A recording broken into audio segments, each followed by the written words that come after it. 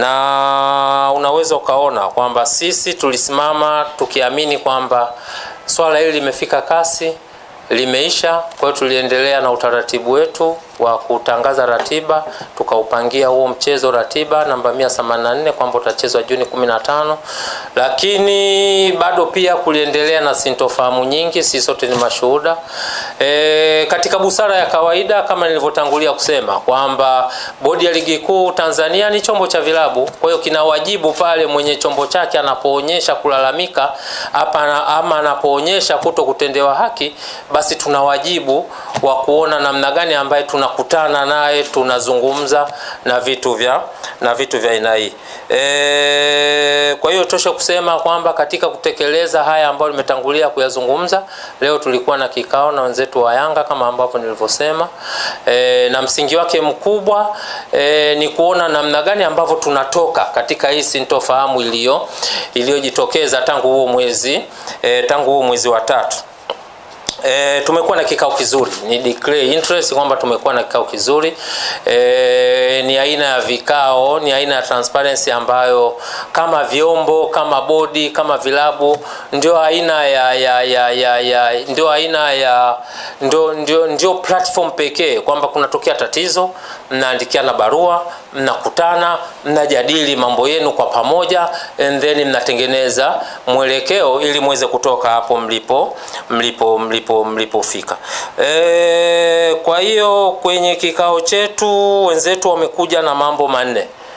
Wenzetu wamekuja na mambo manne ambayo sisi kama bodi, kama secretariat tuna wajibu ya kupokea na kuyachakata.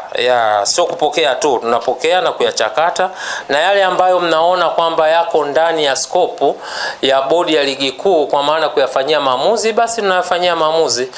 Kwa yale ambayo tutaona kwamba yako nje ya uwezo wetu, basi tutapeleka kwenye mamlaka husika ili yaweze kufanyiwa kazi na yafanyiwe maamuzi pia.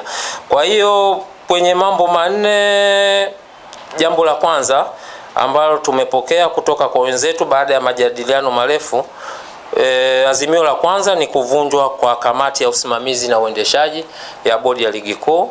Sisi sote ni mashuhuda, kila baada ya mizunguko kuna kamati ambayo ipo kwa mujibu wa kanuni tulizojiwekea. Ukisoma governing regulation ambayo hii ina govern utendaji wa kila siku wa bodi, unaweza ukaona kwamba imetaja kwamba kutakuwa na kamati ambayo imekasimiwa madaraka kwa ajili ya kusimamia na kuendesha ligi. Lakini ukienda kwenye kanuni pia imezungumzwa.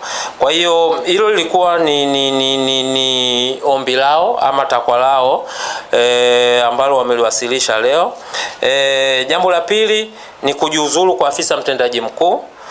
Jambo la tatu kujiuzulu kwa katibu mkuu wa Shirikisho la Mpira wa Miguu Tanzania, na jambo la nne ni kuona kwamba Bodi ya Ligi Kuu Tanzania inakuwa huru, kwa maana inakuwa inakuwa chombo huru, inakuwa legal entity. Itoshe kusema kwamba secretariat pamoja na uongozi wa Bodi ya Ligi Kuu Tanzania, kwa sababu kwenye kikao alikuwepo mwenyekiti wa bodi, alikuwepo makamu mwenyekiti wa bodi, alikuwepo mjumbe wa management committee ambayo imekasimiwa madaraka na mkutano mkuu kuweza kusimamia utendaji wa kila siku wa Bodi ya Ligi Kuu. Tumepokea. Itoshe kusema kwamba tumepokea, na ukitazama kwa mujibu wa governing regulation tuliyokuwa nayo, haya mambo yote manne unaweza ukaona kwamba yapo out of scope, yani yapo nje ya uwezo wa Bodi ya Ligi Kuu kuweza kuyapokea, kuyajadili na kuyatolea uamuzi. Kwa mujibu wa muundo tuliokuwa nao wa usimamizi na uendeshaji wa ligi, haya mambo yote manne ukiondoa hili jambo moja la kwanza ambalo liko ndani ya uwezo wa mwenyekiti wa bodi, haya mambo matatu yaliyobaki tafsiri yake mamlaka ambazo zinaweza zikayapokea, kuyachakata na kuyafanyia maamuzi ni kamati ya utendaji ya Shirikisho la Mpira wa Miguu na mkutano mkuu wa Shirikisho la Mpira wa Miguu Tanzania. Kwa hiyo tumewaambia wenzetu kwamba tumeyapokea kwa nia njema, kwa nia ya kujenga, tutayawasilisha kwenye mamlaka husika ili yaweze kuyafanyia kazi, na baada ya hapo basi tutawajulisha kama ambavyo tulivyokutana leo na kujadili mambo yetu ya msingi. Kwa hiyo kwa ufupi sana, hayo ndio mambo ambayo tuliyajadili leo, na kama nilivyotangulia kusema kwamba sisi kwa haya walioyaleta, wajibu wetu ni kuyapokea. Tukiyapokea kwa sababu hatuna mandate nayo, yako nje ya uwezo wetu.